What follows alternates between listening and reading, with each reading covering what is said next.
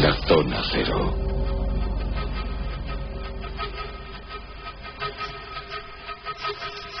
Es momento para la Zona Cero y para sus monográficos. Aquí están los intrépidos Carlos Canales. ¿Qué tal? Buenas noches. Hola, buenas noches. Bueno, te veo hoy muy del cono sur, ¿eh, Carlos? Bien, vestido de amarillo y azul, y no como Boca Juniors, ya veréis, ya veréis.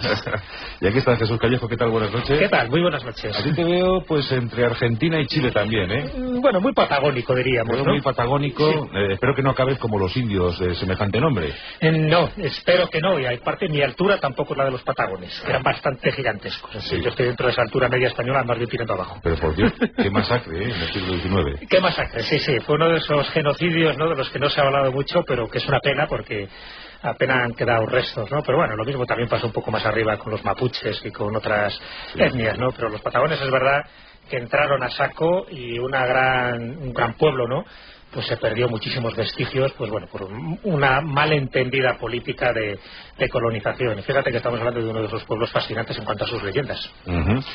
Ponte el filtro del micrófono, Jesús, sí, a un puntito de la... A un puntito de la... que quiero ese sonido grave tuyo, esa voz de hombre que tienes. Ahí. No, es verdad que lo que pasó con los tehuelches y con los patagones fue terrible. Sí. Parecían turcos cocinando armenios. Nada, que fue una eliminación total. Sí. Absoluto. Se fue erradicar de la faz del planeta completamente toda una cultura para... Sí, el último alacabuz, el abuelo Felipe, murió creo en 1937. Pero ni siquiera los norteamericanos, ¿verdad? Nada, fue una aniquilación total, no hay nadie. Sí, no hay nada, absolutamente nada. Nada, los testimonios... Los tehuelches, los sonas, los alacabuz, no queda ninguno. Bueno, un poco el testimonio de Pigafetta, ¿no? Bueno, los tasmanios corrieron la misma suerte. Sí, pero nos queda por lo menos el mito de las ciudades de los Césares, ¿eh? Nos queda. Sí, y eso da para mucha conversación, Jesús. Yo creo que sí, estamos hablando de la ciudad de los Césares, que es un poco la Tule patagónica. Ciudad o ciudades, ¿no? Porque... Sí, lo que pasa es que ahora hablaremos un poco, ¿no?, cómo el mito se va tergiversando poco a poco. Pero bueno, realmente hay que hablar de una ciudad de los Césares donde hay una leyenda. Bueno, casi podríamos decir que hay un hecho histórico, que hay unos náufragos, y a partir de ahí se genera este mito, pero se genera por distintas vertientes. 3 tenemos localizadas Carlos y yo, y cuando digo tenemos localizadas porque fue uno de los capítulos que dedicamos en el libro de Seres y Lugares en los que usted no cree, donde desarrollamos pues yo creo que con bastante profundidad todo este mito de la ciudad de los Césares, o Trapalanda, que es uno de los nombres. Trapalanda, sí. Vamos a aclarar también que decimos ciudad de los Césares, no por grandilocuencia, sino porque fueron dos los llamados César que se acercaron por allí, ¿no, Carlos? Sí, efectivamente, no me solemos a Francisco César, a un explorador español que trabajaba para Sebastián Cabot. La historia comienza en 1526. Hay que también poner la época porque hay que darse cuenta de lo que significaba ir hasta la Patagonia en 1526, en una cáscara de nuez, poco más o menos que con 3 velas, y partir hacia el sur, a unos mares embravecidos y complejos. Todavía hoy en día es bien conocido que pasar el Cabo de Hornos es todavía la gran prueba de los marineros. Es cierto. Te pones un pendiente. Claro, que los marineros españoles y portugueses a partir de Magallanes utilizaban el estrecho de Magallanes, pero como solamente había pasado Magallanes tampoco era tan sencillo de encontrar en 1526. El hecho cierto es que Sebastián Cabot parte de España en busca de la legendaria Ofir. Él buscaba el país del oro de la Biblia. Fijaros que es curioso que buscaba el país de la Biblia en Brasil. No deja de ser interesante, un día voy a hablar de esto. Bueno, lo cierto es que recogió en las costas sur de Brasil a los supervivientes de una expedición, la de Juan Díaz de Solís, que había sido destruida por los indios, y 2 supervivientes le contaron la existencia para arriba de un rey, al que llamaban Blanco, que gobernaba una tierra muy rica. Bueno, 3 años después, como no lo encontraba, Francisco César, que era el primero de los Césares de los que vamos a hablar, partió con 14 soldados hacia el interior de la Patagonia. Qué grandes expediciones. Enviado por... Pero fijaros lo que es, o sea, parar en la costa de la Patagonia y ponerte a andar hacia el interior con 14 personas. Decir, bueno, un poco de suerte, 2000 kilómetros más allá, a ver qué encuentro. La verdad es que no encontraron la ciudad perdida, pero lo que encontraron, ellos afirmaron que era una provincia llena de gente muy rica en oro y plata, relacionada con ciudades del interior de América, leyendas que se iban corriendo entre los conquistadores, y que pronto fue llamada como una especie, por su nombre, pero en plural, la ciudad de los Césares. La ciudad en la que Francisco César aseguraba haber encontrado, pues bueno, una civilización comparable a cualquiera de las que se había encontrado en la altiplanicie del Perú o en México. Lo curioso es que una vez que volvió a Santi Espíritu, que era el comandante de Caboto, y le contó a Francisco César lo que había, y le iba a contar lo que había ocurrido, encontró que los indios lo habían destruido. Como no tenía ninguna otra forma de salir de allí, dado que no tenía por dónde encontrar la expedición que le había traído, pues bueno, no tenía ninguna importancia, decidió atravesar los Andes enteros para llegar a Perú. donde sabía que estaban las tropas de Pizarro.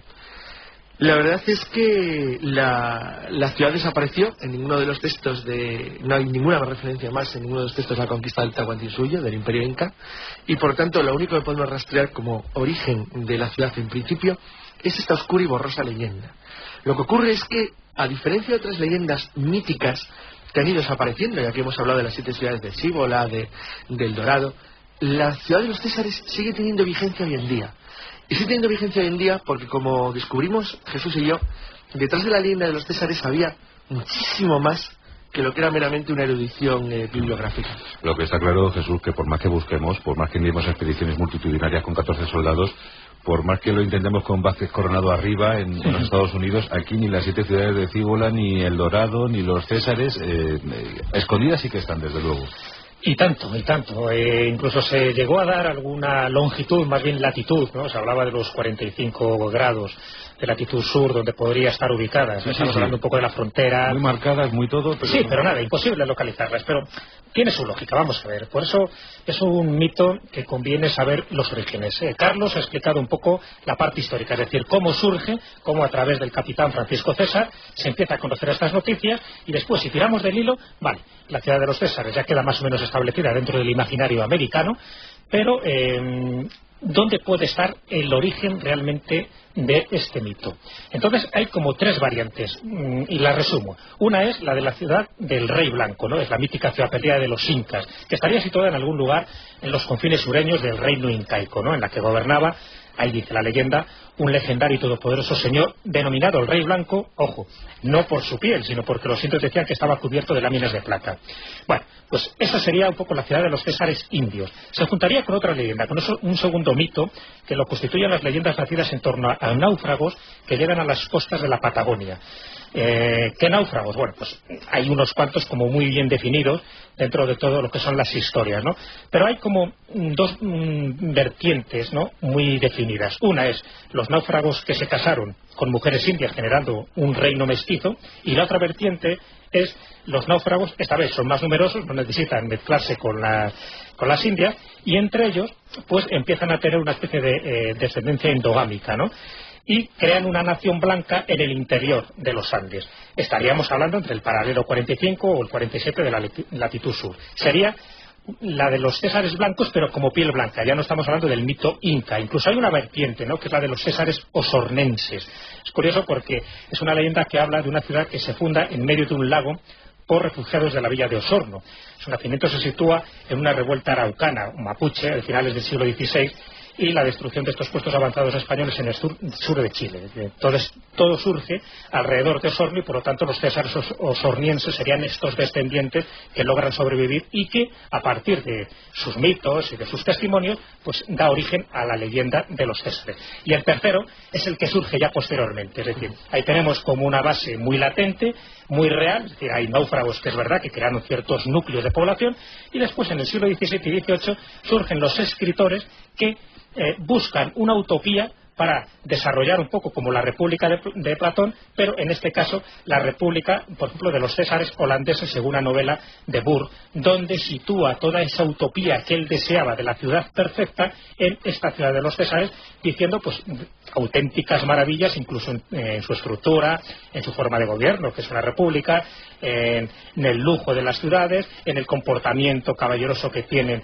sus habitantes, en fin, una utopía preciosa. Bueno, pues si juntamos todos estos 3 mitos, es lo que ha hecho que una ciudad de los Césares se haya permitido permanecer en el tiempo hasta muy bien entrado el siglo XVIII. Incluso en el siglo XIX también hay alguien, algún romántico poco documentado, que ha intentado buscar otra vez la ciudad de los Césares cuando no se ha dado cuenta de que de la leyenda de los náufragos se convierte en un mito y luego se convierte en una utopía. Entonces esta ciudad, Carlos, para que nuestros oyentes se aclaren, ¿estaría en la actual Argentina? No, en la frontera entre Argentina y Chile, en algún punto de los Andes, en la zona de los lagos, al sur de los lagos de Chile. Osorno, que todavía existe como ciudad, fue destruida, como bien ha dicho Jesús, la primera gran rebelión mapuche. Era uno de los principales puestos españoles al sur del río Biobío, que luego fue la frontera general del virreinato con los araucanos. Pero se supone que tenía que estar en algún punto, por lo tanto, como muy bien ha explicado Jesús, entre los 35 y 45 grados de latitud sur. Una de las zonas, por cierto, más bonitas del mundo. O sea, las cosas como son. Es una verdadera preciosidad. Y una bosque, Chile. Y lagos. Sí, puede ser Chile o puede ser Argentina. Podría estar a caballo de los dos en algún punto más o menos mítico de la frontera. Lo interesante es que, como lo que ha dicho Jesús, que ha explicado muy bien la formación de los tres mitos, se crea la historia de una utopía. Pero es que esa utopía es rastreada de manera real varias veces en la historia. Yo diría que el primero de los viajes para intentar localizar lo que hasta entonces no era más que una leyenda, lo hace el propio Pedro de Valdivia, que mandó a 3 de sus hombres a explorar las tierras del sur. Y, en concreto, buscando... Si hubiese mandado a la mujer, hubiese descubierto la ciudad, a los habitantes y los tesoros. Sí, es verdad. Es verdad, la tía dura. Sí. Sí, la verdad es que él envía a una pequeña expedición a buscar los restos de la famosa armada del obispo de Plasencia, que en 1540 había navegado en los archipiélagos del sur de Chile. Bueno, lo cierto es que estos tres de los que habían enviado, que eran Jerónimo de Alderete, Alonso de Tula y el capitán Pedro Sotelo de Narváez, le dijeron que se había encontrado con las resonancias de un reino al que ellos denominaron, fijaros que el nombre es curiosísimo, por ser asiático, Linlin. Y que ese reino de Linlin era denominado por los indios la Prapananda. Ahí empieza a gestarse el segundo de los nombres que ha citado Jesús al principio, con el cual pasa a ser conocido el mito. Lo interesante es que, a pesar de que se trata de una leyenda ya directamente relacionada con la del Dorado, aquí lo que se está buscando es una construcción originada por europeos en territorio americano. Aquí hay una novedad total. Claro, cómo se mezcla todo esto con la utopía a partir del siglo XVIII es lo más bonito de la historia, porque el reino del que se empieza a hablar en toda Europa, que existe en algún lugar perdido en los Andes, donde era muy difícil llegar hasta bien entrado el siglo XIX, y en cierto modo todavía es difícil llegar hoy, se empieza a convertir como en el reino perfecto, el reino perdido, el reino de los hombres blancos colocados en algún punto de las tierras australes, donde se ha creado una civilización maravillosa. Y a partir de ahí se va mezclando con nuevas ideas y nuevas teorías que surgen en los siglos XVIII y XIX, e incluso, como luego veremos, en el XX. Bueno, pues estamos buscando la ciudad de los Césares, y no precisamente por su riqueza, sino por el hallazgo de un reino ideal, un reino ejemplar. Claro, pero esa ya te digo que es la última variante, que es la variante utópica, pero en un principio surge el mito y en verdad se convierte en un dorado, porque si quieres te hago unas pequeñas descripciones de lo que se decía, de lo que se contaba en aquella época, y que sugirió, ¿no?, que muchas expediciones fueran para allí para encontrarlo, porque está claro que aquellas expediciones, cuando estamos hablando del siglo XVI o XVII, no le movía tanto encontrar una república ideal. Allí no había Amazonas, no se hablaba de Amazonas, por lo tanto el mito sexual no era el que más llamaba la atención, pero sí era económico. Entonces, ¿qué cosas se contaban? Bueno, pues hay una narración del siglo XVIII donde describe la ciudad con todo lujo de detalles. Por ejemplo, dice de ella que las casas eran de piedra labrada, con puertas tachonadas de joyas y con muebles de plata y de oro, incluso las más modestas viviendas. O sea que allí no había ricos y pobres, sino que todos más bien eran ricos. Dice que los hombres y las mujeres de la ciudad de los Césares no conocían el dolor ni la enfermedad, y los ancianos siempre morían durmiendo. Fíjate qué muerte más dulce. Comentan también esas leyendas que vivían de la agricultura, que roturaban los campos con arados de plata. O sea, ¿sí?, como se tiene el lujo de tener mucha plata, pues ¿para qué de hierro? De plata. Y cultivaban la pimienta, cultivaban rábanos, en fin, todo tipo de hortalizas, que alcanzaban un tamaño gigantesco. Fíjate, aquí tenemos también ese famoso mito de las hortalizas, ¿no?, que se habla de México. Pues en la ciudad de los Césares ya estaba. La única entrada que tenía esta ciudad, porque estaba rodeada por montañas, menos por una parte solo concreta, estaba protegida por un puente levadizo, y la ciudad era tan grandiosa que se necesitaban 2 días para atravesarla de extremo a extremo.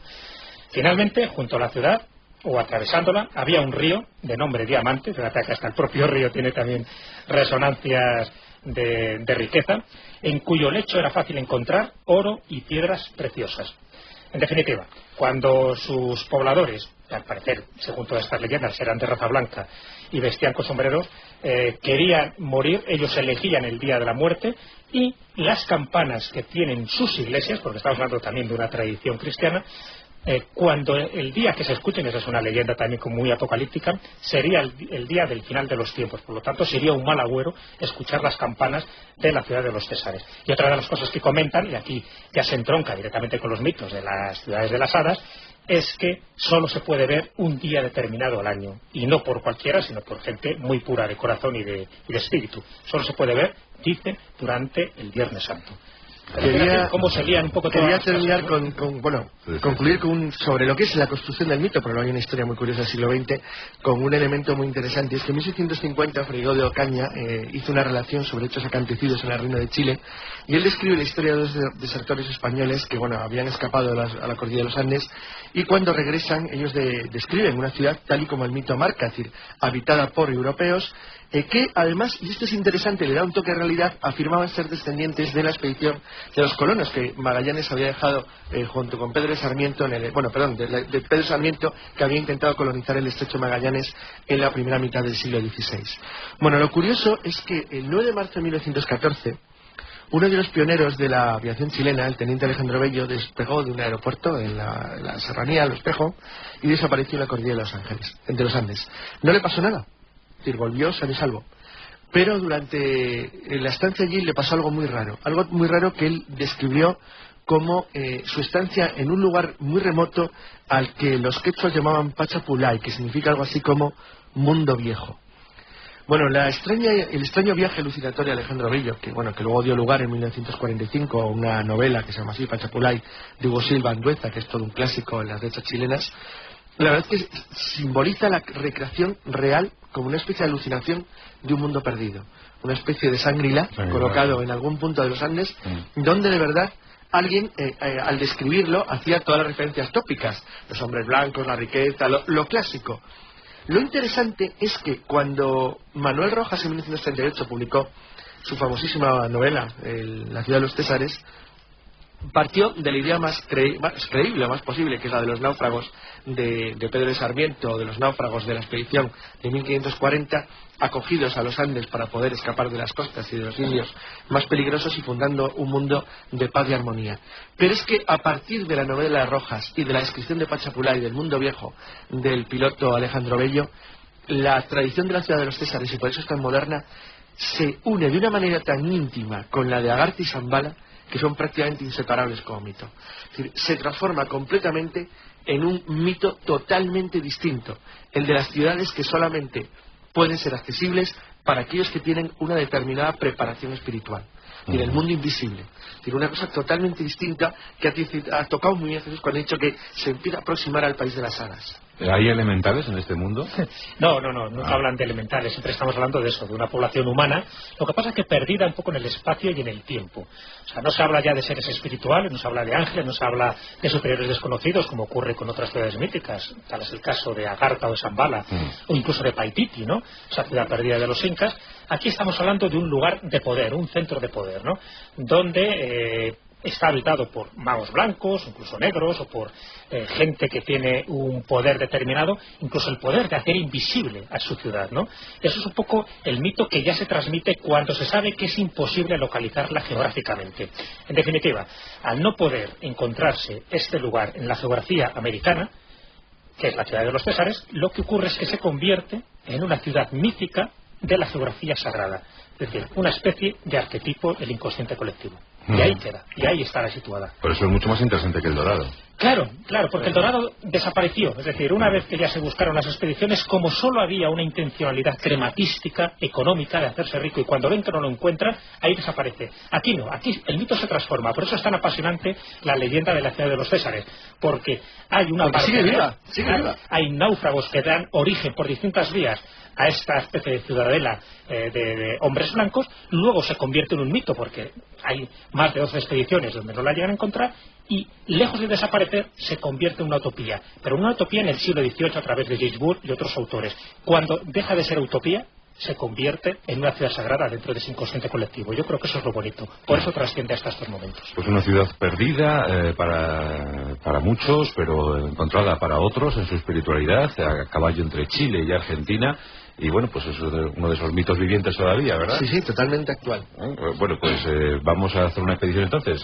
Sí, yo creo que podemos cargar bien la mochila porque hay que subir en una montañita alta. Hay que andar. Yo creo que hay que andar bastante. Entonces ya no sé, Jesús, ya no sé qué hacer. Bueno, yo creo que sí, merece la pena, ¿no? Lo que pasa es que habrá que cambiarla, lo del nombre ese, ¿no? Porque lo de la ciudad de los Césares yo creo que ya está como bastante desgastado, y además eso ha generado mucha confusión porque hay mucha gente que piensa que tiene que ver Julio César con todo esto, y nada, más lejos de la realidad, sino que hay que ponerle el nombre, el auténtico, el menos conocido, que es Trapalanda, ¿no? Yo creo que es un nombre precioso y que hay que reivindicarlo. Así que qué bonita la escena, ¿os imagináis a Caboto ahí en la costa desembarcando en medio del viento, Atleti diciendo, bueno, como eso es un ejército y sois 13, pues mira, yo creo que 4.000 kilómetros hacia el oeste y ya. Y que haya suerte. Ya, ¿no? Y ya. Y luego vas subiendo por los Andes y te encuentras con un sestercio. Y te dices, bueno. Gracias, Carlos Canales. Gracias, Jesús Callejo. De nada.